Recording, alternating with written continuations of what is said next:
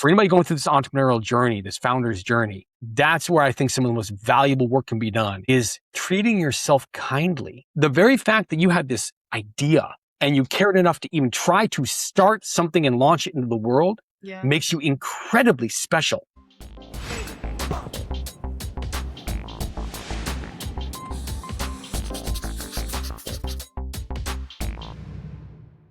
Hey everyone, this is Carmen Dörwald, and I will be hosting today's episode of Behind the Founders. Joining me here today is Erik Gross. Erik, welcome. Can you introduce yourself? Yeah, absolutely. Very happy to be here.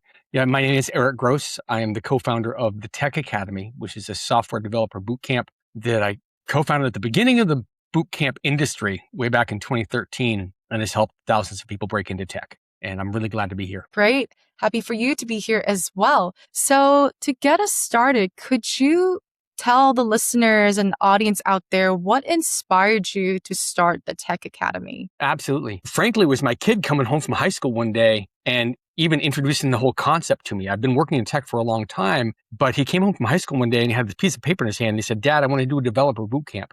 And I said, "What the heck is a developer bootcamp?" Now, this is 2013. Now, developer boot camps or code schools, they're known by a lot of names. They're a pretty established part of the technology industry. And a lot of people, that's their route into tech. But they were brand new. And he handed me this piece of paper, and on it was a flyer for a place in San Francisco called Dev Bootcamp. And it blew my mind. They would take people about 3 or 4 months. You'd have to quit your job. You had to do this thing full time. And you were all in. Intensive 40, 50, 60-hour weeks, learning all the fundamentals and what modern software development teams needed. And at the end of it, they had great job outcomes. And I looked at that and went, well, this is the intersection of some very key strengths I have. And boom, that was it. I was all in. I'm like, we need one of these in Portland. I was living in Portland, Oregon at the time. But yeah, it was my son is the origin story. Just coming home and saying, "I want to go to a developer boot camp." And I'm like, I have no idea what that is. Yeah. Show me that piece of paper. Okay, lovely. How old is your son? 28 now. Okay. Yeah. This is a while. It was like around March of 2013. I won't forget it because it was, of course, changed the trajectory of my life. I'll tell you that. Okay, that's amazing. I think that's such a beautiful and also like a really personalized element to the story of how the Tech Academy got brought to life, right? I mean, yeah, just out of curiosity, what is your son doing right now? Is he like now an engineer, a programmer? What was he currently doing now? I was just talking to some friends about this the other day because I was on the phone with him and he said, "You know that book that you and Jack wrote?" Jack is my co-founder at the Tech Academy. He said, "You know that book you wrote? We wrote a book called You Are Not Stupid, Computers and Technology Simplified." And it's a really good book, if I do say so myself. And it does, in fact, remove all the mystery and confusion from computers and technology, right? He says, "I finally finished reading that about 1.5 years ago." He says, it changed everything. But here's the thing. He's not working in tech. Okay. He and a really good friend moved into, of all things, fire, water, damage restoration and working in crawl spaces. I did a lot of jobs earlier in my career that were very like hands-on and full of labor. Now I just type on a computer every day. But no, he went the whole other way, and they're doing great working in essentially restoration of all things. But you can't run a business without needing to use technology. And so he draws on all of that. Yeah, for sure. Yeah, I mean, just to come back to like the essence or the story of the boot camp, right? I've heard a lot about these different, coding boot camps. I've had some friends who've also taken part in those boot camps as well, because obviously right now with tech, with engineering, with AI being really a hot topic, and being the other day I was talking to another speaker about it. It's becoming the new Microsoft MS tools, right? Like everybody's got to learn it. Everybody needs to be equipped with it in order to stay informed and updated, right? In this day and age as well. So what would you say makes Tech Academy very unique in comparison to other boot camps, coding boot camps? I appreciate the question, and it's interesting. My answer prior to about 3.5 years ago would have been subtly different, but you're so right about AI. And just, by the way, to put it in perspective, or at least my perspective, I've been programming since I was 11. Okay. And I've seen pretty significant changes happen along the way. I mean, obviously, the technology industry changes all the time, but I mean really big things. The advent of the web was a massive change, not just in the technology industry, but culture worldwide, right? But there's nothing that compares to AI. The sheer magnitude of it and its impact both in the technology industry and in society we've never seen anything like this before. And the reason I say my answer would have been different a few years ago is this. What makes us different is what makes me different. I've had a pretty good career in tech, and it isn't because I'm smart. I'm not stupid, but I'm not the smartest guy in the room usually. What I do have is a very solid understanding of the fundamentals of computers. And the full story of how that came about is probably longer than we've got time for in this podcast. But I'll tell you what it comes down to is that starting down at the actual physical building block of a computer, the silicon that's used to create a thing called the transistor, which is the core bedrock of how can you, with a physical machine, indicate the difference between yes and no, true and false, 1 and 0. How do you do that on a physical level, going all the way up to how the central processing unit works and all the communication with other parts of the internals of the computer? And then moving up into what do the instructions look like that you feed into this machine? How do you organize them? What at its essence is a program? Like all of those got laid in, those fundamentals got laid in very early in my young adult and adult life. And because of that, this incredible rate of change that we talked about in technology has never intimidated me. I've been able to take whatever the industry throws at me or any new area that I want to dive into and master and just fall back on those fundamentals. Mm-hmm. And to bring the question all the way back to the beginning, the reason that the Tech Academy is different and why it actually sets people up really well for the age of AI is that everything about that concentration on fundamentals and how to apply them in the real world, that's baked into the curriculum and the teaching methodology. Mm-hmm. For example, on day one in most boot camps, they actually start you writing programs. You're writing code, which is, from a teacher's point of view, an incredible mistake. One I've made before. And what we found is that if you're writing code and writing out this language that you don't quite understand yet, without the understanding of what happens when I hit run, what happens to those words? How do they make this machine do anything? If you lack all that fundamental understanding, it makes it really hard to make computer programming your own, to understand the different parts of a computer language. And so, rather long-winded answer, but it matters a lot to me. I'm passionate about this stuff. Yeah. What makes it different is that we start with the actual essential fundamentals of the subject, and we don't move on until someone understands those. So by the time you get to the point where you're writing actual programs, you're like, click, click, click, this all makes sense. When I type something in, I actually know what's going to happen inside the computer, even though I can't look inside there and see it because the pieces are so small. I know what's going to happen inside there. Mm-hmm. So, and there's more I could say about that in terms of how it relates to AI, but that's why it's different. Yeah, yeah. I like how you break it down that sometimes, in a way, the first thing that came to my mind is that it's like learning a new language as well, really. And also like understanding like the architecture and the structure of how the ins and outs of how a program or a computer or everything like that works as well. So Erik, tell me a little bit more about the program and the academy. How many schools do you currently have running? How many people are enrolled? Tell me a little bit about Absolutely. Yeah. Well, it's interesting. It's fully online now. When we started, we were one little tiny room in a business incubator in a suburb of Portland, Oregon. And it was me and a part-time assistant. And it grew to one point right before COVID where we had 5 different campuses. And we had about a 60-40 split. 60% of the students would go into a campus, 40% would do online, and then COVID hit. And everything changed. Yeah. Yeah. We closed all the campuses because people couldn't come in, except for our Portland headquarters. And we survived COVID, which is a story in and of itself. But what we found was really interesting is that even after COVID restrictions lifted, people could come into the campus. They didn't. Culture had changed. The idea of doing whatever your professional activity is, whether it's professional work or being a professional student, the idea of doing that remotely had shifted in society and people were fine with it. And we got very good at delivering a self-paced boot camp online. We had to. We were already decent at it. Like I said, 40% of our students were doing it online with great outcomes. But when 100% of your students have to operate from home on their laptop or their desktop, you get really good at being totally on top of where students at, catching any confusions or upset as quickly as possible and handling them.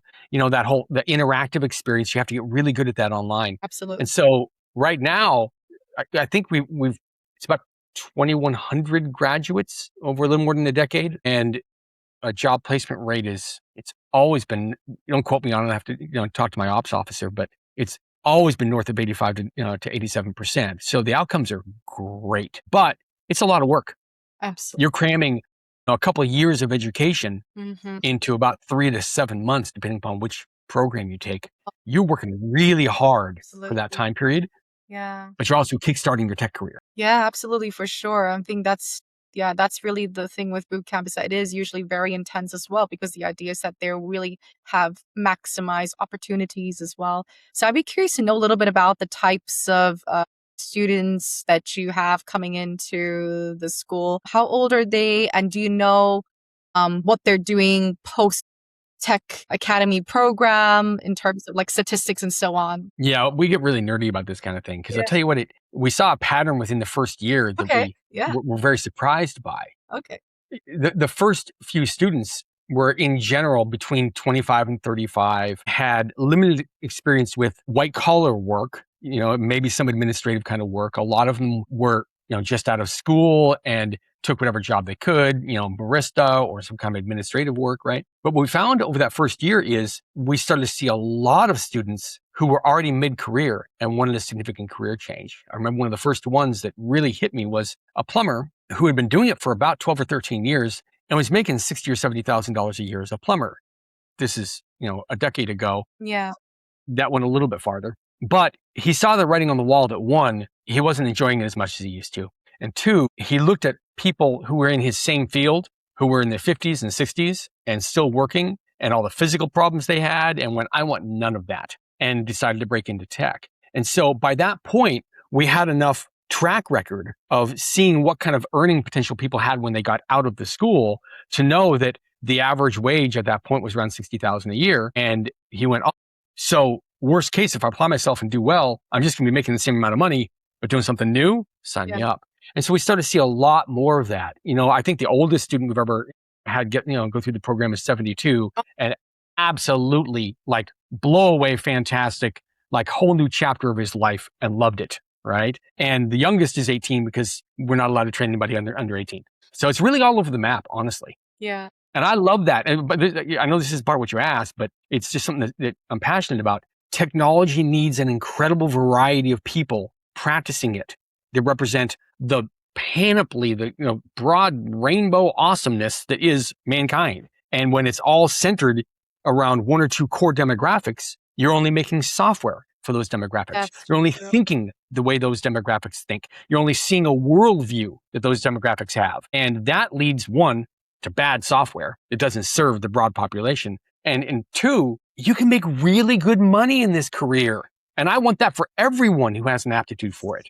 Yeah. So I'm really happy with how varied the student body has been. Yeah, absolutely, for sure. And I think it's also important that, especially because it is surrounding us, right, with the tech and AI and everything like that, it should be made accessible for different variety of groups and demographic as well. And also for people to have another chance to do a very pivotal change in their career. And I think, a lot of the times when you go into the job market, there's always this catch-22 where you're like, well, what if I want a career change? I want to go into marketing or I want to go into programming.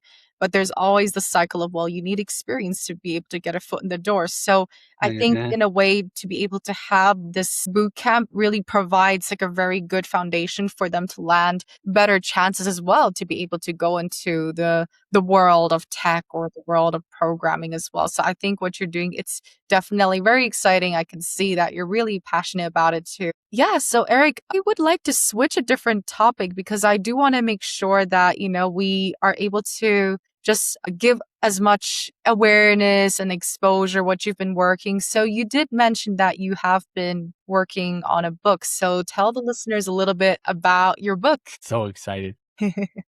Okay, so I mentioned that I did have I've had an interesting career. I didn't actually start programming professionally, like people paying me money to do it, until 2011. And at the time, I was not doing that great in life. I was making like $38,000 a year. I jumped from job to job. I really wasn't doing that great. And a good friend pulled me aside and had a very strongly worded heart-to-heart with me and kind of woke me up a little bit.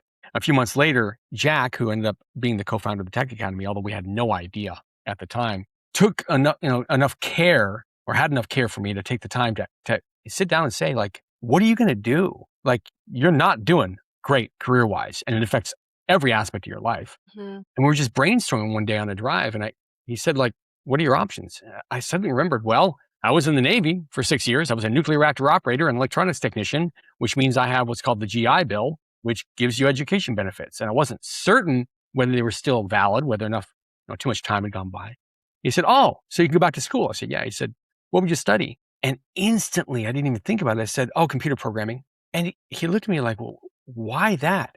Because at that point, he had no idea what my point of view was about tech or any experience I had. And I told him the whole story, that I've been programming since I was 11, that the Navy gave me unbelievable training on every aspect of digital computers and programming. And then in every job I'd ever had, I became the tech guy. And he's just looking at me like, why the heck aren't you working in tech? And I had no good answer.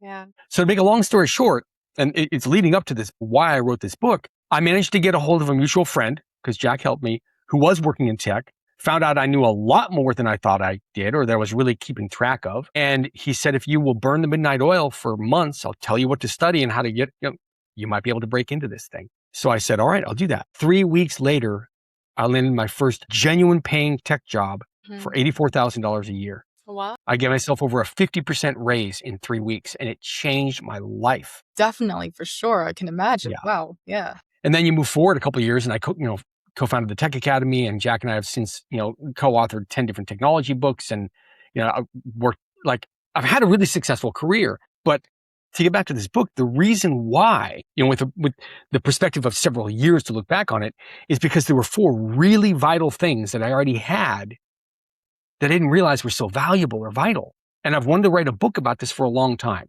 And so I've written The Uncommon Engineer, The Art of Being Wrong for Fun and Profit.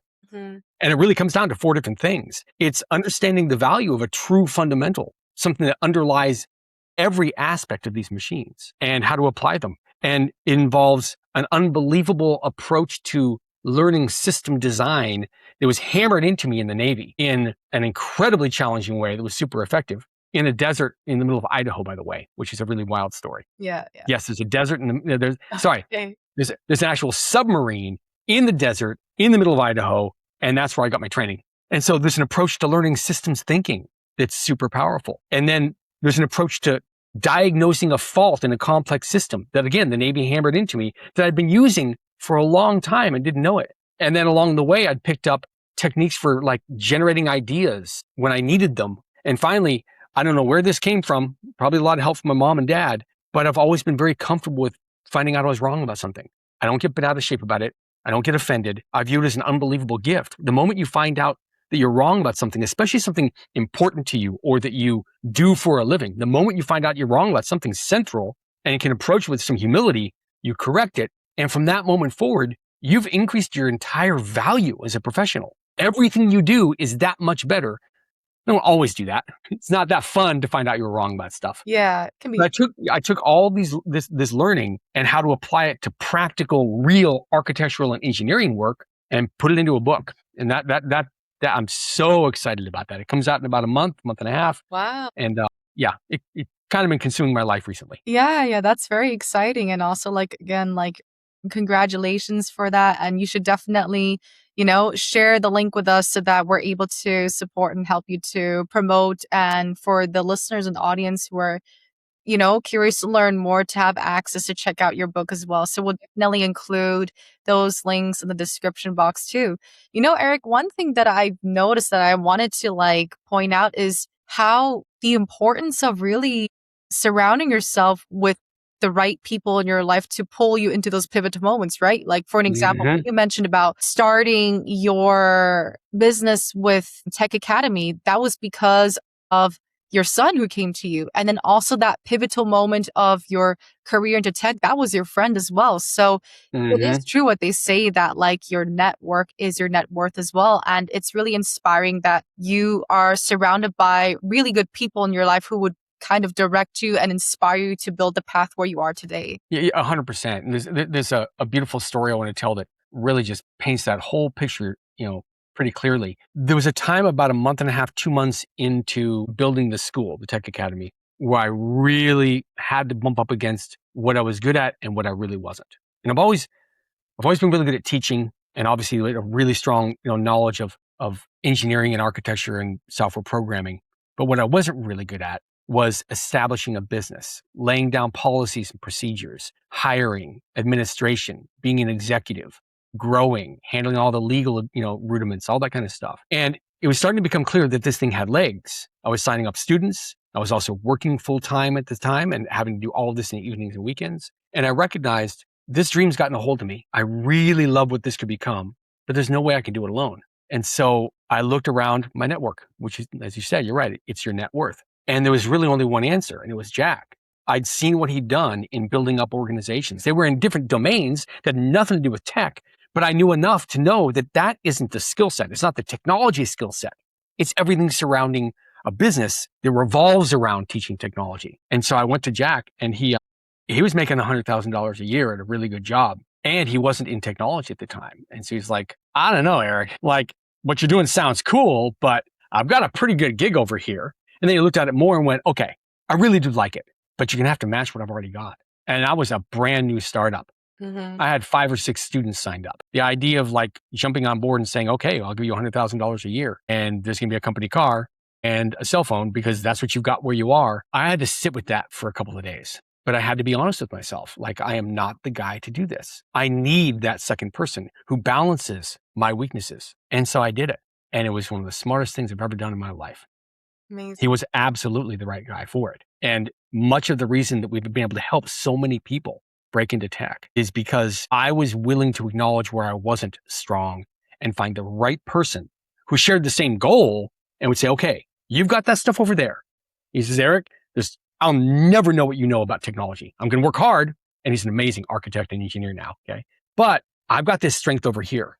Mm-hmm. And I know you don't have that. So let's get together. So you're absolutely right. I think it's a real important lesson for a founder. Some of us just want to do it all, or we don't trust other people with certain key aspects of the business. No, you'll never build anything big or worthwhile or that like achieves your mission, your passion all by yourself. There's this myth floating around the internet, especially in the age of AI, the one-person billion-dollar company. That sounds boring. Yeah. And probably not going to succeed. Yeah, for sure. I think those are really like insightful things that you mentioned there, right? Sometimes it's really hard to acknowledge or confront, I would say, your strengths and the things that you're not particularly good at. I'm usually really careful to use words like weaknesses or so on and so on, right? But to really like reflect on what can you provide in terms of input and what do you need help with, right? And I think it really comes down to having those honest conversations to be able to really move forward and to really build what your mission would be, right? And then that also comes into the fact that, you don't have to do these things alone. That sometimes, coming together, working as a team is really what makes things more sustainable in the long run as well. So I think it is such a powerful reminder for the listeners out there to really like reflect and assess, okay, what do I need help with? What can I do? And then also know that, it takes a good team there's a cliche, like teamwork makes the dream work as well, to be able to make things happen as well. So let's dive a little bit into the support that you have. So it's currently in the Tech Academy. It's you and Jack as co-founder. Do you have also any other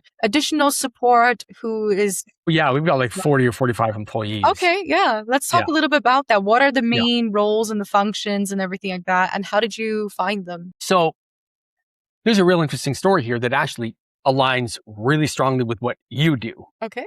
Which is that one, functions. Well, you've got to have all the, communication functions and all that kind of stuff, monitoring administration and taking care of staff needs and all that, the communication aspects, right? And written policy for everything, et cetera. But then you've also got to handle, sales and registration, admission, everything there. And then you got to handle all the financial matters in the company, income, outgo, all that kind of thing. And then there's the actual delivery. What do you do? Well, we deliver training and we do it online, right? But then you've also got to have, and this is critical, a department separate from the place where the actual work is done that checks the quality of the work. And it cannot be the same person or the same department. It must be someone else, just like you see on an engineering team, which is that one developer should never test his or her work. They should while they're doing the development. But once they say it's done, someone else who wasn't involved has to test it. And finally, you have to have some sort of public outreach. interaction with both your alumni network and brand new people and introductory services that will give them a taste of what you are. So those are like the sort of broad divisions we would have inside the company, right? In terms of where we find those people, well, we've got a few core employees that have been with us 8, 9, 10, 11 years. And considering we were formally founded at the beginning of 2014, someone who's been there for 11 years, they've been there a long time. Yeah. They've got a lot of travel knowledge.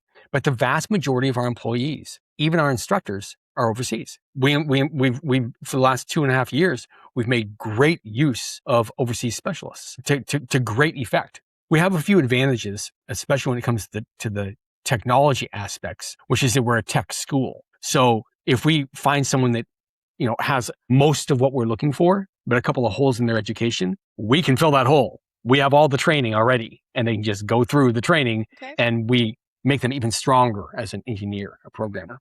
But for every other role, we had always had, from almost the very beginning, written job descriptions for every single role and an apprenticeship program for every single role. This is a common mistake. If there's some advice I can give to founders out there, care enough about your new employees to give them the best possible chance at a win in the role. And one key element to that is, one, written policy, not verbal.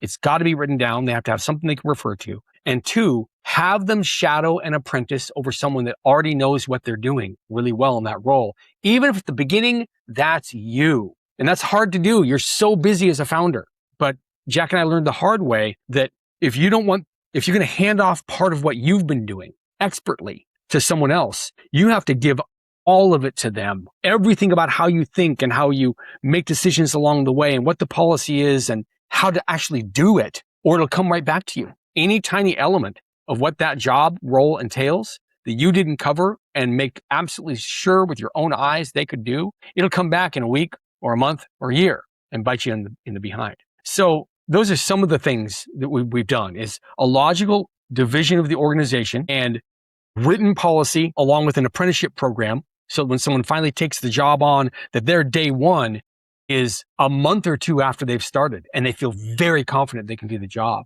And because of that, the organization runs really, really well. And we have longevity. People have said many times to us that they haven't worked at a place where they're so empowered to be able to actually do the job well. And it avoids the anxiety of, I arrived last week and now this week I'm suddenly being expected to do the whole job and I don't even understand the full job yet. Don't do that to people. Yeah. You wouldn't want that. Don't do it to other people. Yeah, for sure. I like what you mentioned, right? I think the idea of empowering people when it comes to also like ensuring that they really feel motivated to stay there long term, ensure long term retention, that sometimes it does require that at the beginning of the time to really make yourself time and space to provide all the necessary resources and training to ensure that they're really on board, they know what they're doing, their roles really defined, responsibilities really defined as well. And I can notice that, that's what really makes an organization or a company really stand out, is really good leadership, really good full-on resources as well, and full-on training and everything like that. So that's really, really powerful stuff. And I can see that part of it is also the passion, part of it is also the commitment, the capacity to ensure that everybody feels on board as well. So just out of curiosity, you said that a lot of them are internationally working remotely on board. Where are they all based? The Philippines. The Philippines. Okay. Yep. Okay. Yeah. Nice. And how is it with the time zones and everything like that? How do you manage that? It's really great. When there's backlines, administrative stuff that can happen overnight, then those folks just work according to their local schedule. And everybody else that needs to, service people during the regular American workday, they just flip for the most part. It's worked out really, really well. I think in a way it might be good that it's almost a direct 12-hour difference, roughly, a full half day. So they can just choose, am I going to switch and become a night owl, right? Or am I going to, stay working during my regular day? But we do a couple of things. One, we're really picky about who we choose. But two, we've put together our own internal training on, improving your English as a second language skills, or, Americanisms. Right. It's the wildest thing. There's so many things that these idioms that we'll use and to just drop out of your mouth and you don't even think twice about them because it's just part of the American culture or entertainment. And we found that if we didn't clear those kind of things up, especially as they relate to the technology industry, right? But just in general. So we put people through training on that kind of stuff too, because otherwise someone's going to drop something that's confusing in the middle of a meeting. And from that moment forward, that poor employee is just hung up on like, I don't know what that means. Yeah. And they're not paying attention after that, you know? Absolutely, for sure. Yeah. Definitely good that, it's also about implementing I would say like the intercultural competence or, the cultural nuances that come with that as well, that can also be overlooked. And I think it seems that you really put in a lot of thought into that as well. It's not just the technical aspect, but also like the work culture aspect as well. Yeah, we've tried. Yeah, for sure. So I'd love to know, like right now, if I were to say, okay, currently in your team operational aspect, if there was something right now where you're like, okay, I still feel like there is a little bit of, I would say, challenges, things are done manually, and I would love to hand it over to someone to take that load off my plate, what would it be? This is an area we attack almost by default because of being engineers. There is an acronym in the technology industry called DRY, DRY. It means don't repeat yourself. Okay. And it really is the essential, concept is just never do the same thing manually twice. Yeah. Always write a script to do it if you're going to need to do it more than once. And a lot of that culture or that attitude moves into our organization. So in terms of like manual processes that are being done that way, there isn't anything that comes immediately to mind, but I'll tell you the one thing, and it's probably a universal thing. Founders, and it's my reality. Your reality may be different. We rarely think about marketing when we want to found a company. We've got the core product or service that keeps us up at night, not in a bad way, in a good way, because we're so passionate about it. Yeah. It's that expertise that we have perfected and that service or delivery to the world that we want to provide, but making yourself known to the world and to the right segment of that world, that is the right person for your product or service, it's not something that we think about that much when we found a company. Okay. But it's the secret. It's everything. You have the best product in the world, but I won't say if no one knows about it, it's more precise. If the right people don't know about it at the right moment for them, you're dead in the water. So that's an area where and Jack and I have worked really hard to try to learn as much as we can about that area. But one, it's a constantly shifting area. Absolutely. Right? And two, it's a specialized skill, just like computer programming is. Absolutely, yeah. So that's the thing I think of right off the bat. Okay. Yeah, no, absolutely, for sure, right? Because it's like, that's also a common theme that I hear when I have conversations with different founders is that a lot of them, especially like when they're small, mid-sized companies, their challenge is that they have a really great service that they want to offer to the world or to help people, but it's about making yourself known, right? Bringing awareness and having that exposure as well. So I do hear that a lot. And I think it is something that's also really often overlooked, that, it is also important to have people to be able to help you to make yourself known or bring, what you've been working on to life as well. So definitely, for sure. Okay. Erik, I know that we've already briefly discussed a few of your reflections, takeaways, insights for people considering to start a business, but is there anything else that you would love to share to the listeners out there, whether it's your personal reflections, journeys, and challenges that are worth noting? Yeah, absolutely. There's just one thing. Again, it's my reality. Your mileage may vary. External factors are not the reason you're going to fail. There is no external factor that will ever be the reason why, if you have this idea you're passionate about bringing to the world, it will never be the reason why it failed. It will always be an internal reason. And almost always, it is your personal estimation of your own ability. And I first started to learn this when I did a lot of technology career coaching, helping engineers and architects to move up in their career. It was never, the reason for them not doing well was never a technical one. It was never, I need to learn this new framework or this new language or this new, flash in the pan. Everybody's talking about it, element of the technology industry. It was never that. It was always that their viewpoint of themselves was not as big as the role or career position they wanted. It's always an internal factor. And as much as I've talked about some of the recognition of hey, where am I pros and cons. We don't have to use the word weakness, right? And while it's important to recognize those areas where you may not be as strong, it's also, I think, infinitely more important to always say wonderful things about you to you. You should be your best friend in going through this entrepreneurial journey. Because believe me, there will be internal thoughts that are directly opposite to that about how much you suck, or your idea is going to fail. Yeah. It'll never come to market. Yeah. The price isn't justified. Is it really going to help people? Like, the list could be infinite, because the list is infinite. There's an infinite number of ways that your mind will try to tell you that this is not going to work. Yeah. That's hard. That's the tough part. Yeah. Yeah. The moment you agree with any of them, you have stopped yourself without anybody else needing to do a thing.